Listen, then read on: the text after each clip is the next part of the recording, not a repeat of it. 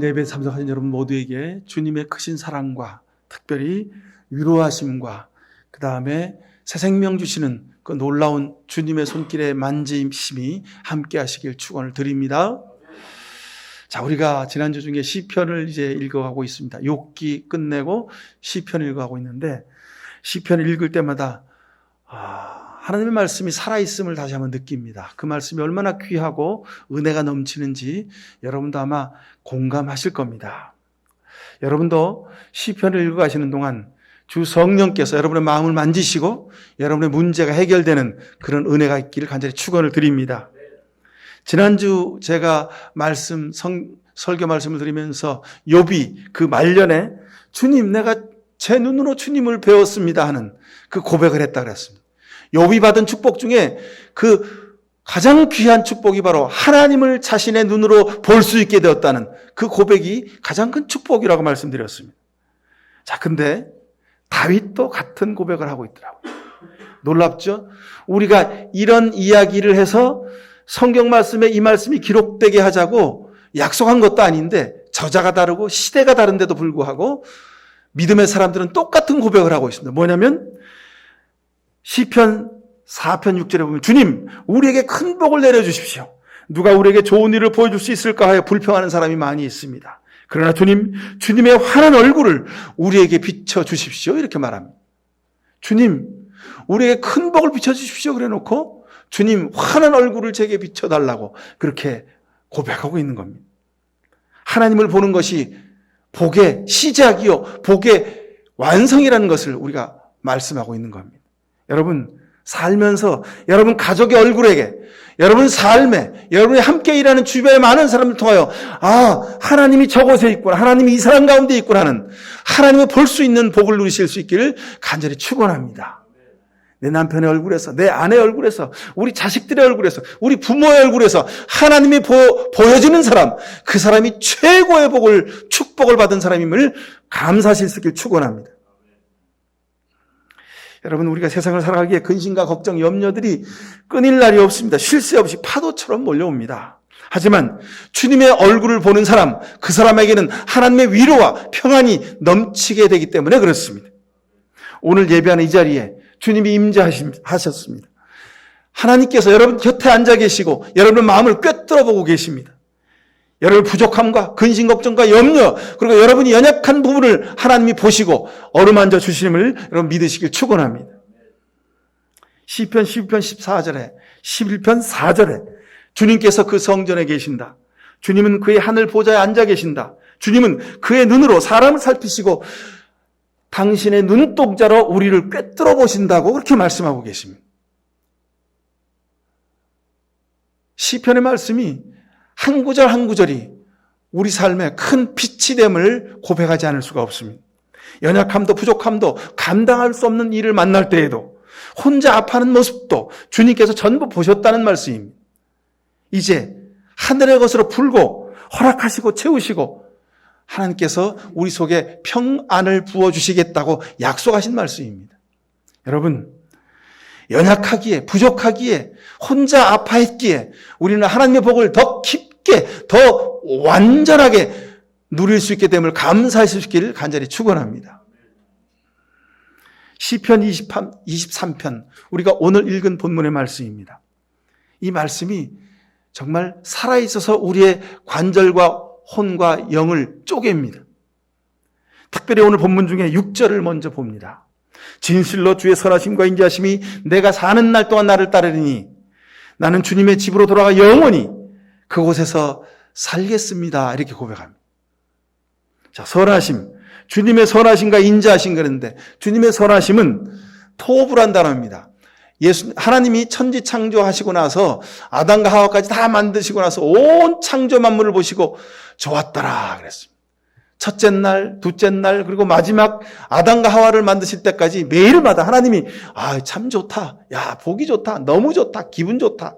하나님이 그 말씀하실 때 창세기 1장에 토부 계속 똑같은 단어를 쓰십니다. 그 단어가 오늘 시편 23편 마지막 6절에 진실로 주의 선하심과 할 때 이 선하심이라는 단어를 토부라고 쓰고 있습니다. 하나님 보시기에 좋은 겁니다. 우리의 삶이, 우리의 미래가, 우리 환경과 여건이 하나님 보시기에 좋은 것으로 변화될 줄로 믿습니다. 자, 그 다음에 좋았더라. 그 다음에 인자하심이란 단어. 인자하심은요, 헤세드란 단어입니다. 여러분 잘 아시죠? 헤세드. 밖에 보면 무슨 화장품 이름도 헤세드고, 무슨 건강식품 이름도 헤세드고, 그런 게 많이 있습니다. 하나님의 인자하심, 이것이 헤세드입니다. 그건 은혜, 자비, 사랑, 긍휼, 이런 것들을 표현할 때 쓰는 단어로 히브리서에서 히브리어로 헤세드 이렇게 표현합니다. 하나님의 선하심과 인자하심, 이것만 있으면 여러분 우리에게 부족한 것이 없습니다. 자, 특별히 제가 6절 말씀을 여러분들에게 말씀드린 이유는, 자, 원어로는 이런저런 분석을 하고 신학적으로 말할 수 있습니다만, 자, 이 말씀을 우리나라 방언으로는 이렇게 번역을 하더군요. 충청도입니다. 지 평생 동안 선하심과 인자하심이 참말로 지를 따라 댕길 모양이니 지가 여호와의 집에 아예 푹 눌러 살 것이유. 경상도는 이렇습니다. 내 인생이 억수로 복잡하게 싸도 저 양반이 맨날 나로 지켜줄 텐께로 내 삶아 웃자든지 그 옆에 딱 붙어가 때려치기도 안 떠날 끄데이. 자, 전라도는 이렇습니다. 나아가 사는 동안 그분의 착하고 넓이 부른 마음씨가 나를 징하게 따라댕긴 깨로 아따 좋은 그 나아가 어찌 그분의 댁에서 질게 묵고 자고 안 하겠냐. 여러분 이 번역에 무슨 해석이 필요합니까? 그죠? 그냥 들은 그대로 우리 마음속에 하나님의 평안이 임하는 것입니다. 하나님의 말씀이, 특별히 시편 23편의 말씀이 우리에게 이렇게 은혜가 되는 것은 다윗이 평생 그 삶에서 자기가 느낀 고백을 어려운 말 하지 않고 그냥 쉽게 목동의 생각으로 적어 놓았기 때문에 그렇습니다. 다윗의 고백을 한마디로 표현하면 주님은 내 목자이십니다라는 고백입니다. 자, 오늘 설교 제목을 내가 나의 목자는 그랬습니다. 여러분 한번 물어보십시오. 내 목자는 누구신지. 세상 사람들은요, 사람이 자기의 목자라고 말합니다. 인생의 경험이 자기의 목자라고 말합니다. 내가 일하는 회사가 내 목자라고 말합니다.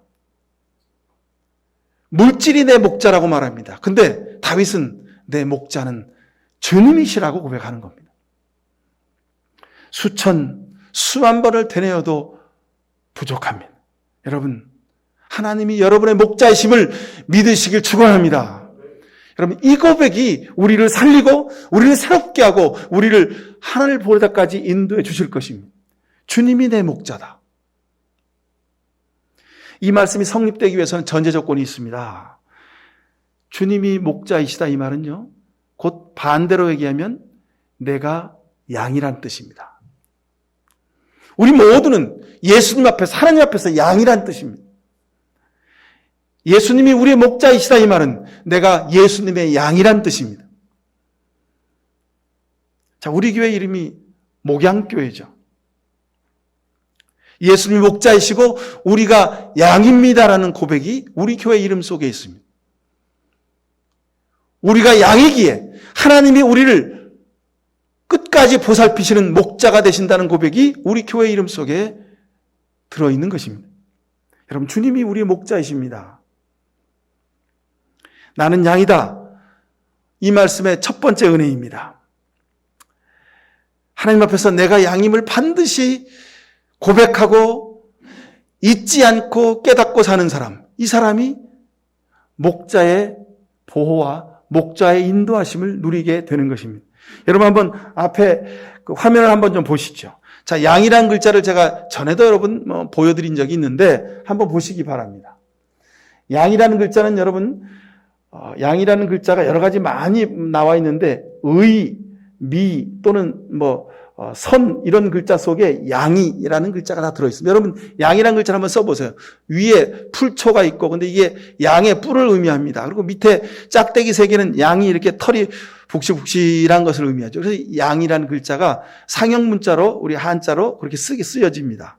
근데 보십시오. 하나님의 의는 양이라는 글자 더하기 나를 뜻할 때 아자가 더해져서 양 밑에 내가 있으면 의가 되는 겁니다. 여러분, 근데 참 놀랍게도요, 중국에서 우리 기독교가 시작되지 않았습니다. 중국 말로 성경이 기록되지 않았음에도 불구하고 한자 속에 하나님의 뜻이 있습니다. 하나님의 의할 때 저 의자를 쓰죠. 하나님의 의는 어떤 의입니까?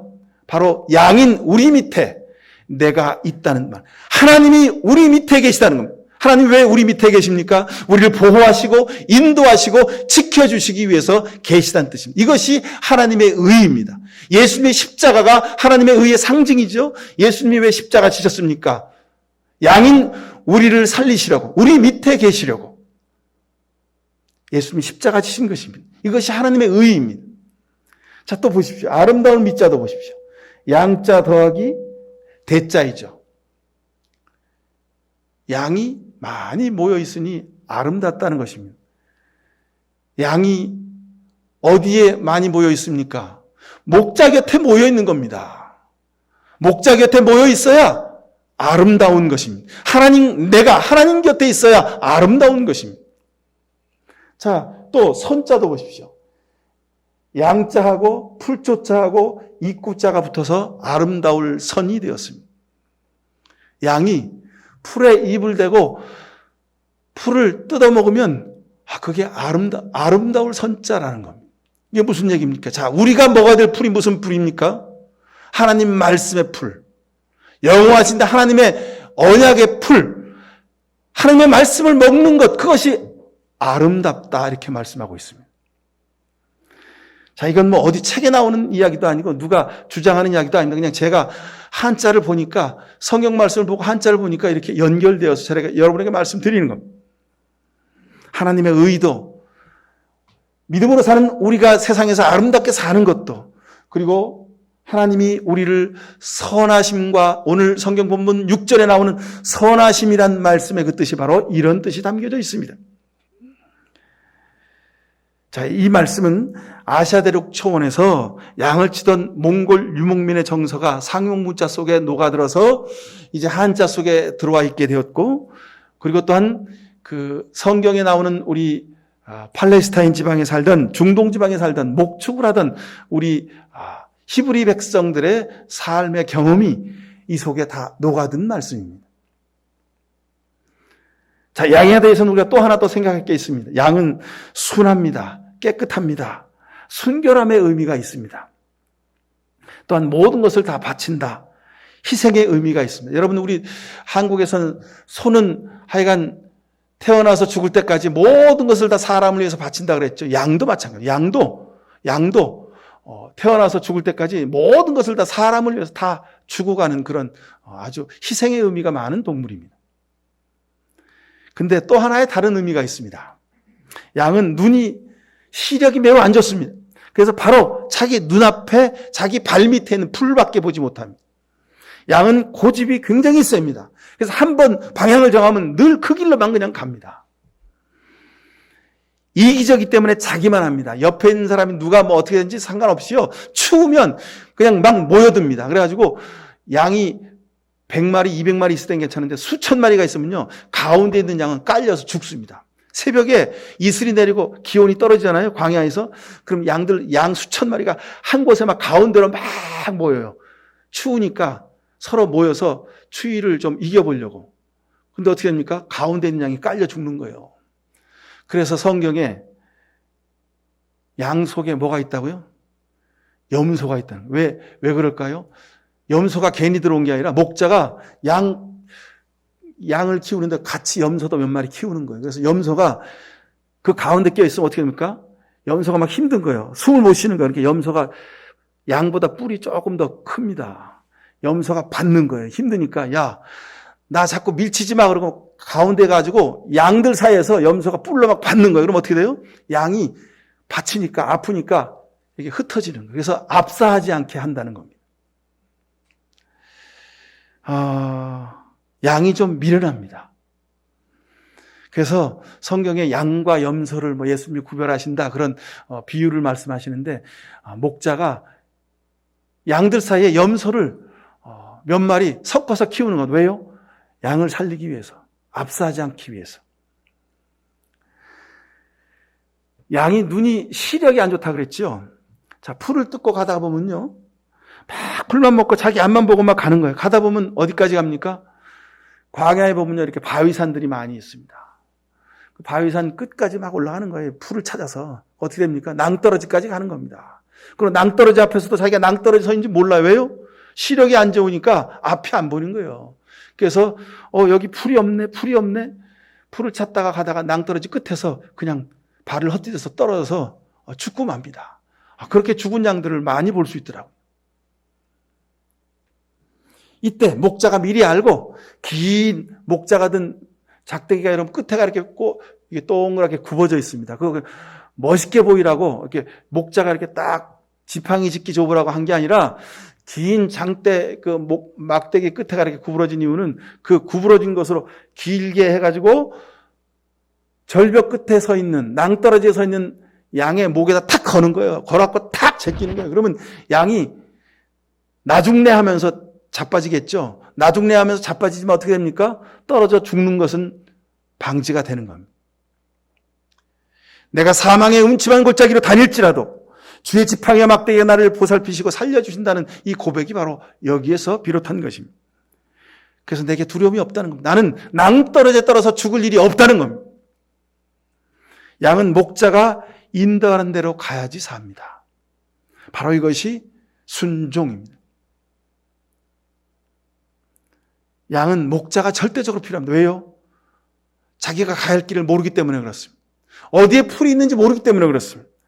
다윗은 밤을 새워 양을 지키면서 목자가 양을 위해 무엇을 하는지, 양들이 어떻게 해야지 사는지를 알았습니다. 그것을 보며 다윗은 하나님 앞에 내가 양이구나. 하나님이 내 목자가 되시는구나를 아주 몸으로 체득한 사람이었습니다.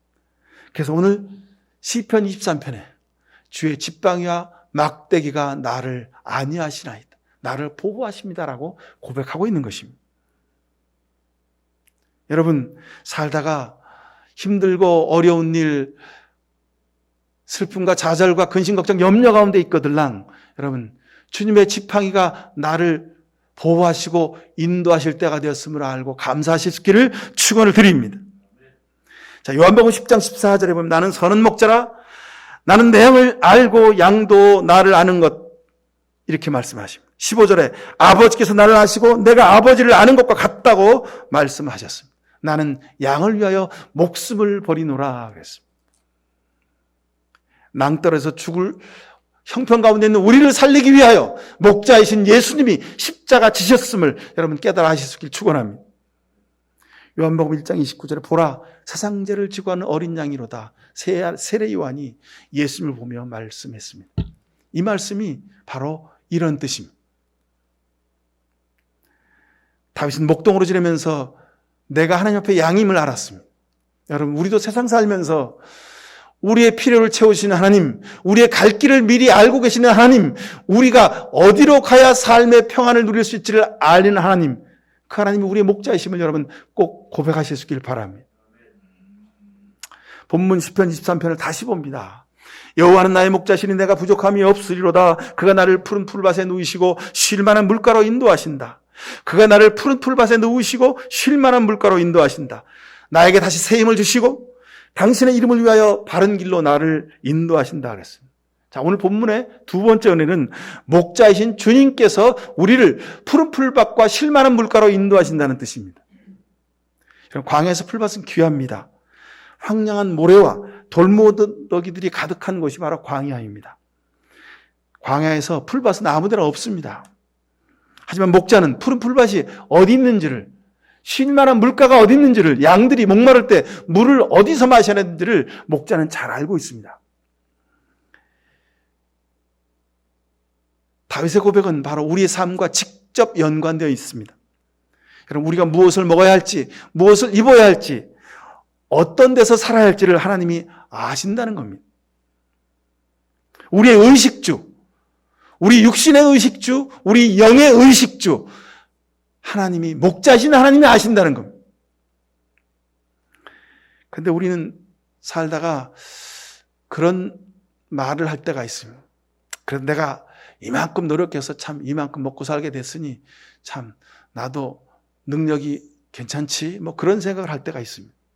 여러분, 그런 생각 드시걸랑 다시 무릎 꿇고 주님 앞에 회개 기도를 드릴 수 있길 바랍니다.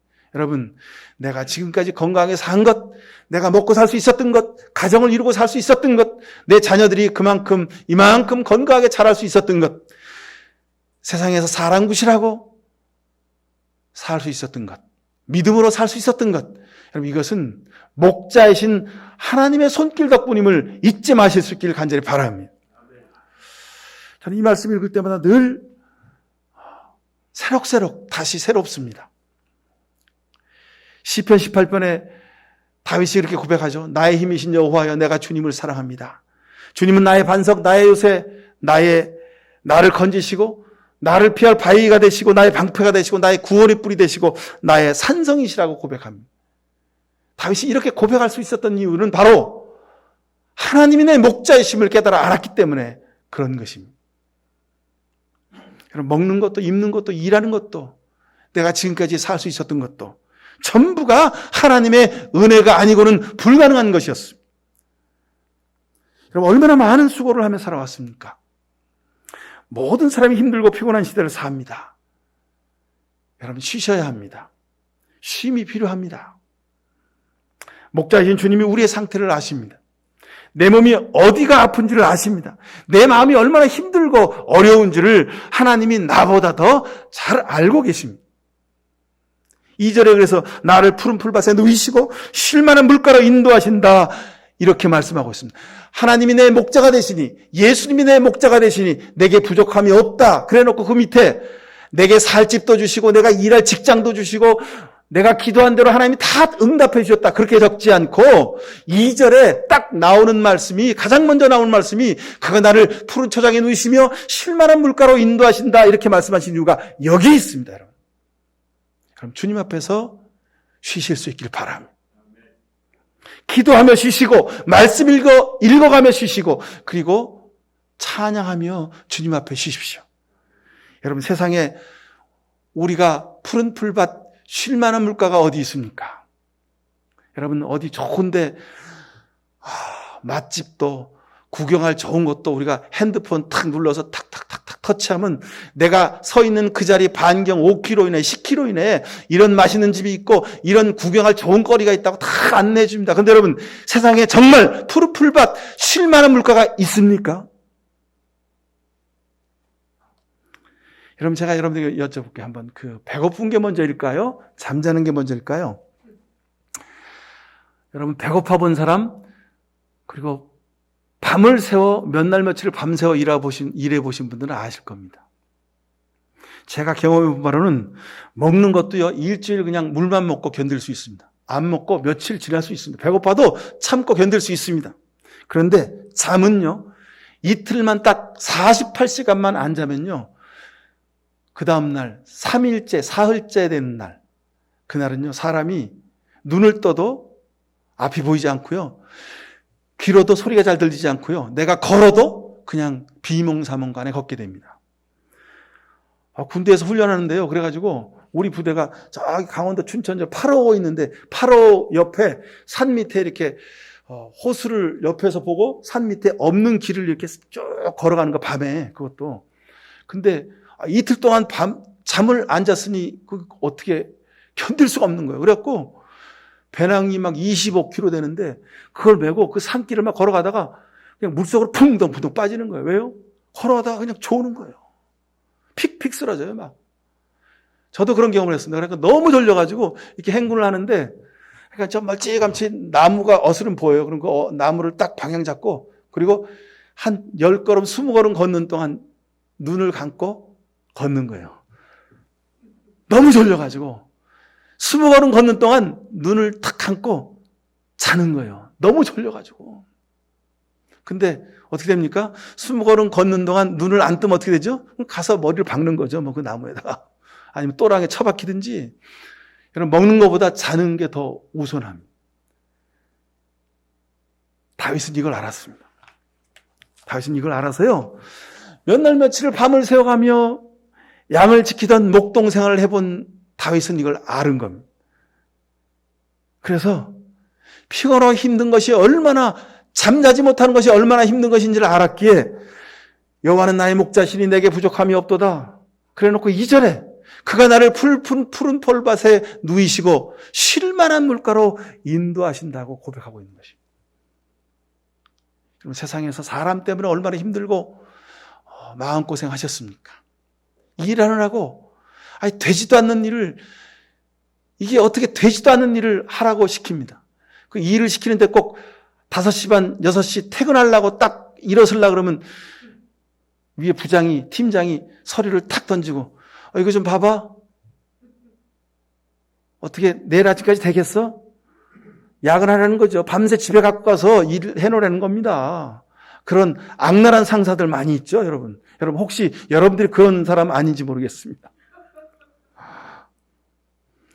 여러분 세상 살면서 돈 때문에 얼마나 힘들고 어려우셨습니까? 돈이 나를 기쁘게도 하지만 그 돈이 나를 한없는 낭떠러지로 떨어지게 했던 경험 여러분 많이 하셨잖아요. 돈 때문에 사람이 나를 얼마나 무시했는지 모릅니다. 그런 우리를 향하여 오늘 다윗이 오늘 말씀을 통하여 우리에게 하나님의 위로를 전해주심, 푸른 풀밭과 쉴만한 물가로 하나님이 우리를 인도해 주시길 축원합니다. 여러분 하나님 앞에서 쉬실 수 있길 바랍니다. 겉으로는 사람들이 화려하고 멋있는 것처럼 보입니다. 그러나 남부럽지도 않게 살고 어느 정도 지위에 있기도 하고 자랑거리도 많이 있습니다. 그러나 여러분 겉과 속은 다릅니다. 속은 썩어서, 속은 쉴 수가 없어서 아파하고 우는 사람들이 많습니다. 그 영혼이 병들어서, 그 영혼이 쉼을 얻지 못해서 고통 중에 있는 사람들이 얼마나 많이 있는지 모릅니다. 여러분 세상 사람들은 물질이, 사람이, 자기 경험이, 자기가 이뤄놓은 것들이 자신의 길을 보장해주는 목자가 될 것이라고 그렇게 생각하며 삽니다. 근데 오늘 하나님은 내가 너의 목자다 말씀하십니다. 예수님이 우리의 목자 되심을 다시 한번 고백하실 수 있길 바랍니다. 십자가에서 생명을 내어주신 예수 그리스도, 이분만이 우리의 생명을, 우리의 영혼을 살리시는 힘과 능력을 가지고 계십니다. 여러분 주님이 나의 목자이십니다는 이 고백으로 날마다 사실 수 있길 바랍니다. 우리는 선한 목자 되신 예수님의 작은 양떼들입니다. 누가복음 12장 32절에 보면 작은 양떼야 두려워하지 말아라.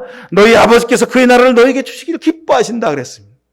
예수님이 이 세상 살아가는 우리에게 근심 걱정 염려로 주저앉아 있는 우리에게 내가 너에게 하늘나라를 준다고, 내가 너를 쉴만한 물가로 푸른 풀밭으로 인도하겠다고 약속해 주십니다. 예수님의 이런 평안이, 위로가, 생명이 여러분에게 넘칠 수 있기를 간절히 축원을 드립니다. 기도하십시다. 사랑의 아버지 하나님, 감사합니다. 우리 육신이 쉼을 얻지 못했습니다. 세상에서, 가정에서, 학교에서, 일터에서 정말 밤을 새워 끝도 없이 일하며 살았습니다.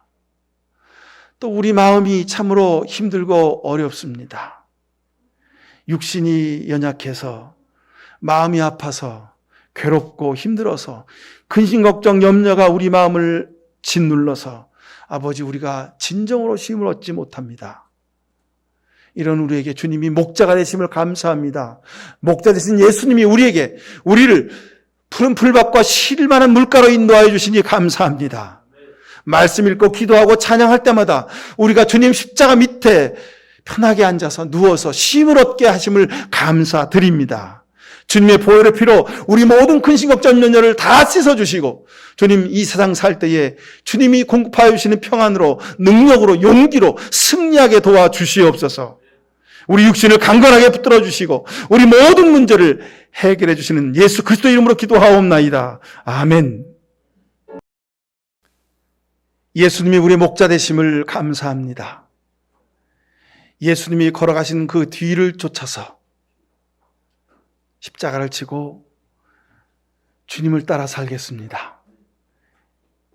이런 귀한 결단을 하는 이 시간 머리 숙인 모든 죄 백성들 머리 위에 우리의 목자 되신 하나님 아버지의 귀하신 사랑의 손길과 우리의 죄를 사하시고 우리에게 영원한 생명을 주시며 우리에게 은혜를 부어주시는 십자가의 보혈의 은혜와 지금도 우리 곁에 계셔서 깨우쳐 주시고 양으로 주님 뒤를 쫓아 푸른 풀밭 쉴만한 물가로 가도록 우리에게 감화 감동하시는 성령의 복내려 주심이 살아는 귀한 주의 종들의 가정과 저들이 땀 흘려 일하는 일터와 이 나라의 민족 역사 가운데 늘 함께해 주시옵기만을 간절히 축원하옵나이다. 아멘.